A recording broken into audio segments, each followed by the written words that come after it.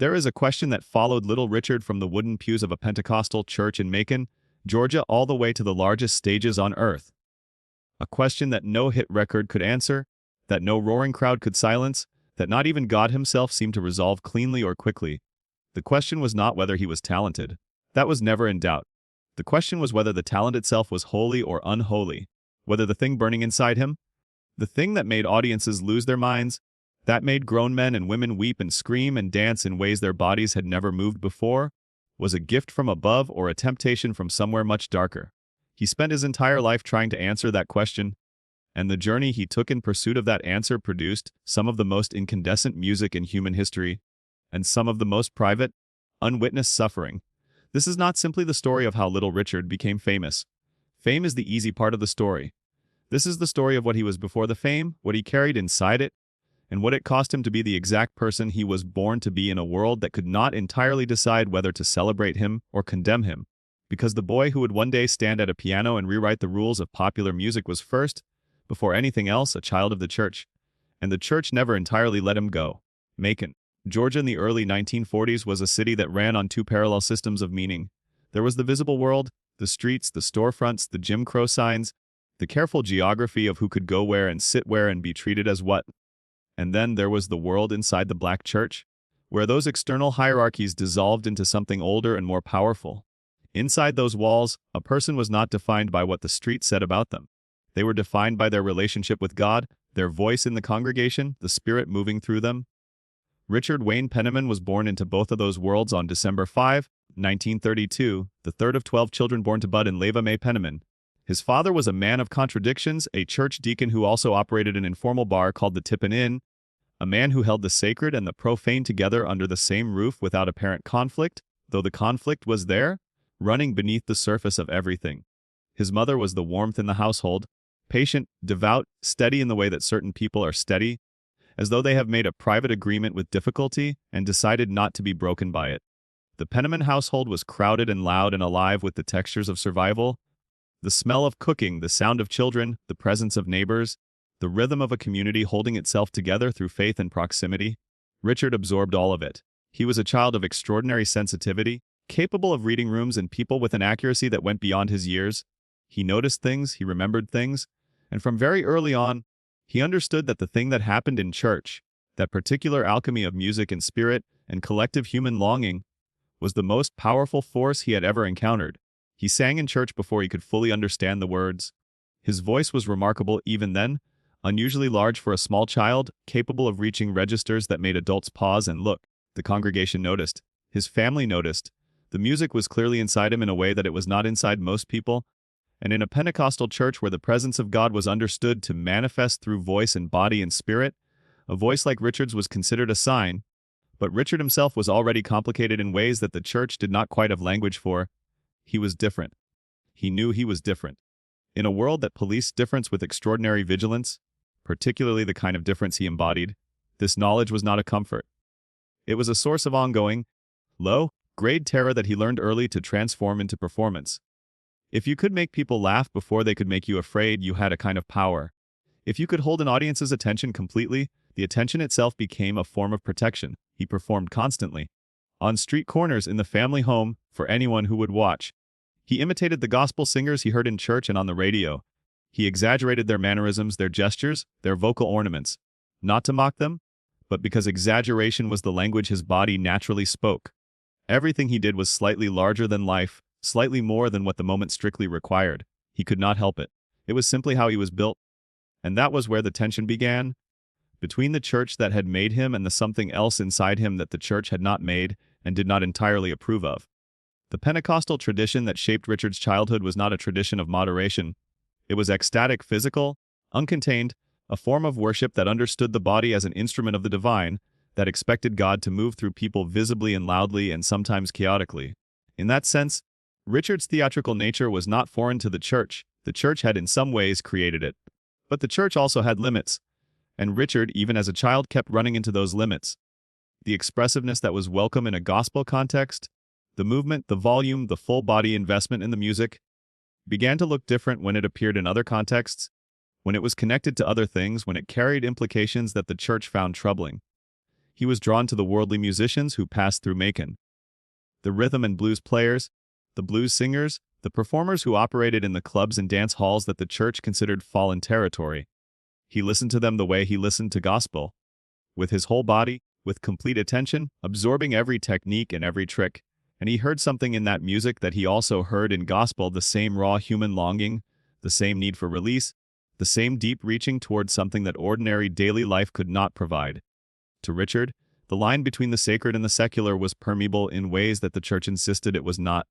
The feeling you got from a great gospel performance and the feeling you got from a great rhythm and blues performance were not, in his experience, entirely different feelings. They came from the same place in the body. They produced the same kind of surrender in the listener. This perception, which would eventually become the foundational insight of rock and roll, was, in the environment of his childhood, considered dangerous, possibly sinful, certainly something to be watched. He left home young. He had to. The specific circumstances were painful. His father, Bud Penniman, did not find it easy to accept the person his son was becoming, and the household could not comfortably contain both of them. Richard was taken in by a white family in Macon, Ann and Johnny Johnson, who ran a club called the TikTok Club and who recognized in Richard something worth nurturing. They gave him a place to live and a stage to perform on, and in exchange they received a performer who could fill a room with an energy that defied easy explanation. He performed under the name Little Richard for the first time in those years, a nickname that acknowledged both his physical stature and something else, something about the way he carried himself, the way his presence in a room was simultaneously small and enormous. He traveled with medicine shows and carnival acts and traveling reviews, learning the craft of performance in the hardest possible school audiences who had not come specifically to see him and had no particular reason to pay attention. He learned to make them pay attention anyway, and that skill, the ability to demand an audience's complete focus through sheer force of personality and sound, was the skill that would eventually take him everywhere. But the church was still there, always there. In the back of his mind, in the structure of his musical instincts, in the guilt that rose up periodically and demanded to be reckoned with, he had been told in ways both explicit and atmospheric that the music he was gravitating toward was the devil's music, that the clubs were the devil's territory, that the movement his body wanted to make when certain rhythms played was the kind of movement that led souls away from God. He believed this, at least partially, and he performed anyway, and the conflict between those two facts was the engine that powered everything he would ever create. By the mid-1950s, Richard had been through several recording attempts that had produced little commercial traction. He was 22 years old, talented beyond reasonable measure, and still largely unknown outside the circuit of clubs and venues where he had been grinding for years. The music industry was not designed to make things easy for artists like him, black performers in the South whose sound did not fit neatly into existing categories, whose image was not easily managed, whose energy was not easily contained. He sent a demonstration recording to Specialty Records in Los Angeles. The label's A&R man, Robert "Bumps" Blackwell, heard something in the tape that he could not quite categorize but could not ignore. He brought Richard to New Orleans, to Cosimo Matassa's J&M studio, where some of the most important rhythm and blues recordings of the era were being made. What happened in that studio on September 14, 1955 has been described many times, but it remains difficult to fully convey. The session had started slowly, Richard recording more conventional material that was not catching fire. Then, during a lunch break, Richard sat down at the studio piano and began playing something he had been performing in clubs, a song that was, in its original form, far too explicit for commercial release. Bumps Blackwell heard the energy in it immediately and brought in a songwriter named Dorothy Labostri to help reshape the lyrics into something that could go on the radio. The result was Tutti Frutti, and what Richard did with it, that opening cry, that incomprehensible syllabic explosion that preceded the first verse, was not a calculated artistic decision. It was what happened when all of the gospel training, all of the rhythm and blues absorption, all of the years of performance, all of the repressed energy and the conflict and the joy and the terror inside Richard Wayne Penniman were suddenly given permission to exist simultaneously and completely. The sound that came out of him was not quite like anything that had been recorded before. It was gospel in its ecstasy, blues in its earthiness, completely new in its combination. It was the sound of a man who had been told his whole life that certain parts of himself were unholy, and who had found, in that moment at the piano, a way to be all of those parts at once. The church would not have approved, but God, if he was listening, must have recognized the voice. Tutti Frutti changed everything. It climbed the charts, it crossed over. It played on radio stations that had never played anything quite like it, and with it came the full spectacle of Little Richard. The makeup, the outrageous costumes, The pompadour that seemed architecturally impossible, the performance style that demolished every boundary between performer and audience, between sacred ecstasy and secular joy. He followed it with an avalanche. Long tall Sally? Rip it up. Ready Teddy? Good golly Miss Molly? Lucille? Jenny Jenny. Each record hit the culture like a stone hitting water, the ripples spreading outward in every direction, reaching musicians and audiences who had never been to Macon or set foot in a Pentecostal church, but who heard in Richard's voice something that unlocked something in themselves. But here's what was happening inside the spectacle. Here is the part the audience could not see. Every time little Richard walked out onto a stage in those years, he carried with him the voice of his childhood church. Not metaphorically. Literally, the gospel training was in his technique, in the way he attacked a note, in the way he used silence and volume and the emotional arc of a phrase. And alongside the technique, he carried the theology. The belief that what he was doing was dangerous, that the freedom he felt on stage, the total, unguarded, completely inhabited freedom of performance, was a freedom he had been warned against his entire life. He loved it anyway, desperately, completely, the way you love something that you have been told will destroy you. And the loving and the fearing existed simultaneously, not taking turns but occupying the same moment, the same note, the same scream. What people called his genius was, in part, this unresolved tension made audible. The reason his performances felt like more than entertainment, the reason they felt like events, like releases, like something almost religious, was that they were drawing on genuinely religious energy, the same energy that had moved congregations in those Macon churches. Redirected, transformed, sent through a different instrument toward a different room. The devil's music, it turned out, had been made in God's house all along.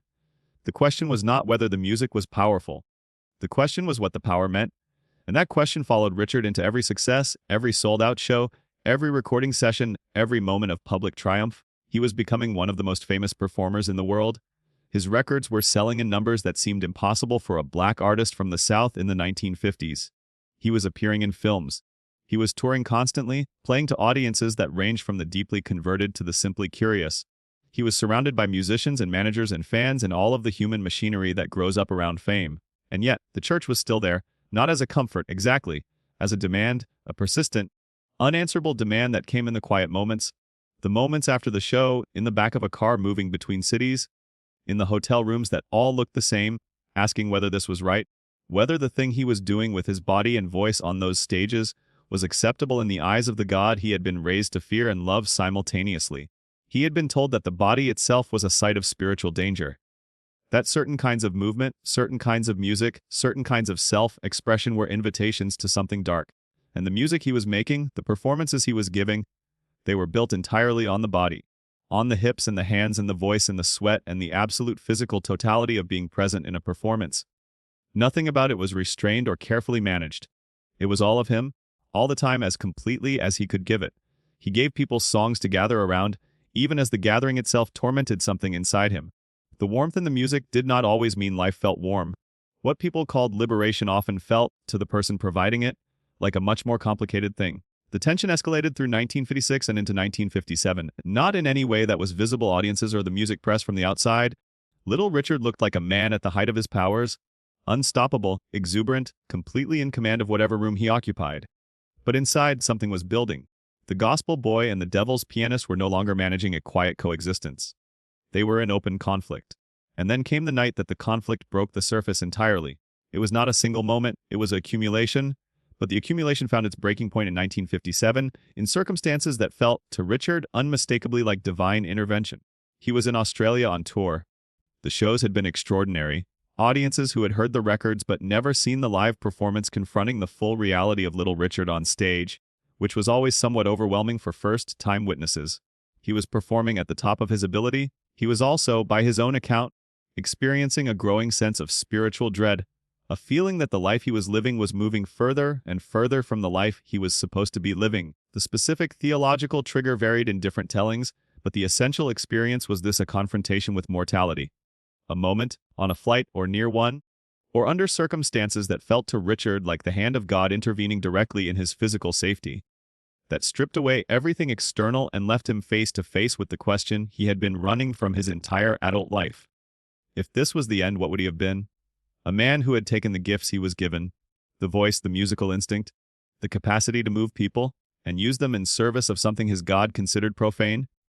A man who had taken the gospel out of the church and put it in the clubs, who had taken the sacred and made it secular, who had built his fame on the very transgression he had been warned against as a child. He prayed. He bargained. He promised. And then, in Newcastle, Australia in late 1957, he took his jewelry, reportedly several $1,000s worth of rings and other pieces, and threw them into the Hunter River. He contacted his management and withdrew from upcoming commitments. He told the people around him that he was done. Little Richard, at 24 years old, at the absolute peak of his commercial power, chose the gospel boy over the devil's pianist. The music industry received this information with the particular kind of panic that attaches to the sudden unavailability of a significant commercial asset. There were theories. There were attempts to explain the decision as something temporary, something manageable, something that would pass. It did not pass quickly. Richard enrolled at Oakwood College, a Seventh-day Adventist institution in Huntsville, Alabama, to study theology. He recorded gospel music. He preached. He put away the costumes and the makeup and the persona and became, as completely as he could manage, something closer to the person the church had always wanted him to be. But the piano was still there, and the voice was still there. And the thing that the piano and the voice did together, when Richard allowed it, that thing did not have a secular or sacred form. It simply was what it was, the most complete expression of who he was beyond any category, beyond any theological verdict. He came back. Of course he came back. Not immediately, not without conflict, not without the kind of inner negotiation that never fully resolved into peace. But he came back to performing to secular stages, to the music that had made him. Because the alternative, a life in which that particular expression was permanently suppressed, was a life that felt to the person living it like a slow diminishment. The Beatles asked for him personally as a touring companion in the early 1960s. 4 young men from Liverpool who understood with complete clarity what they owed to the man who had produced Tutti Frutti and Long Tall Sally, and everything that followed. John Lennon and Paul McCartney had grown up on his records. They had studied his voice, his rhythm, his absolute refusal to do anything at less than total commitment. They had taken what he built and carried it forward into contexts and markets that were not always available to him. Richard performed with them. He watched from the wings as they played to crowds that had been made possible, in part, by what he had done a decade earlier. He felt pride in something more complicated than pride, the bittersweet knowledge of a pioneer who has opened a door and then watched others walk through it into rooms that were not always equally accessible. The spiritual conflict did not end with his return to performing. It never ended. He returned to gospel again, and again after that. He gave interviews in which he wrestled publicly with questions of faith and identity, working out in real time what he believed about himself and his music and his God. He was baptized multiple times. He preached, he recorded hymns. And then he put the suit back on and went back to the piano. Each departure from secular performance was sincere. Each return was also sincere. This is important to understand about Richard. He was not performing his faith and then privately abandoning it for convenience. He genuinely believed, repeatedly and at great personal cost, that the rock and roll life was incompatible with the life his God required of him. And he kept returning to it anyway, because the incompatibility was not resolvable from the inside. Because both things were real, both things were him. The gospel boy and the devil's pianist were not two different people taking turns inhabiting the same body. They were the same person, inseparably fused, constitutionally unable to exist without the other, drawing their energy from the same source even when they pointed in opposite directions. This is the paradox at the center of everything Little Richard created, that the music which felt most ungodly to the tradition that produced him was, in its deepest nature, an expression of the same hunger for transcendence that the tradition had been designed to address. The congregation in the church and the crowd in the club were reaching for the same thing. Richard knew this. He had always known it. And that knowledge was both his greatest gift and his most unresolvable burden. The legacy of Little Richard cannot be measured only in record sales or chart positions or the number of artists who cite him as a primary influence. Though those numbers are extraordinary, Elvis Presley absorbed his energy. The Beatles built their early identity partly on what they heard in his records. Jimi Hendrix served in his touring band and watched him perform night after night before finding his own seismic voice. James Brown studied him. Prince, perhaps the artist who most completely embodied the same paradox of gospel ecstasy and secular transgression, spoke openly about what Little Richard had made possible. But the legacy runs deeper than influence. What Little Richard did, the specific thing, the irreplaceable thing, was to make the argument, with his body and his voice and his complete refusal to be contained, that the sacred and the profane were not opposites, that the ecstasy of gospel and the ecstasy of rhythm and blues came from the same human place, that a person could be devoted and transgressive simultaneously, holy and wild, faithful and free. This argument was dangerous in 1955 in certain circles. It remains dangerous today, but it was also true. And the truth of it is audible in every recording he made, in the way his voice moves between registers, the way a preacher moves between scripture and testimony, in the way his piano playing feels simultaneously like worship and rebellion, in the way an audience responds to him not merely with entertainment, but with the specific kind of release that people seek in sacred spaces. He was not the devil's pianist. He was never the devil's pianist. He was a gospel boy who found that the gospel was larger than the church had told him, large enough to contain everything he was, large enough to hold the contradiction without resolving it, large enough to fill an arena and a sanctuary with the same sound. What people called timeless often began as something deeply personal. And what little Richard gave the world, the permission to be fully, uncomplicatedly, unapologetically present in your own body and voice, began in a boy who had been told, in ways both subtle and direct, that who he was needed to be smaller, quieter, more manageable. He refused, not cleanly, not without cost, not without decades of internal war between the boy who feared God and the man who loved the stage, but he refused, and the refusal, the glorious, complicated, unresolved, lifelong refusal to shrink, is the real music. Everything else, every song and every performance and every hit record, was simply the sound of that refusal made audible. The church gave him his voice, the stage gave him his freedom, and in the space between them, in the unresolved, permanent, beautiful tension between the gospel boy and the devil's pianist, he became without question and without equal one of the most important human beings who ever sat down at a piano and decided to tell the truth. The truth was loud, the truth was wild, the truth wore mascara and a pompadour and kicked the piano stool across the stage. And the truth, as it turned out, was also holy. The applause was real, the prayer was real. And little Richard, Richard Wayne Penniman, child of Macon, servant of God, architect of rock and roll, was the one person in history who could not separate the two, who never could, who, perhaps, was never supposed to. That is the story the music was always telling. And now, at last, you have heard it.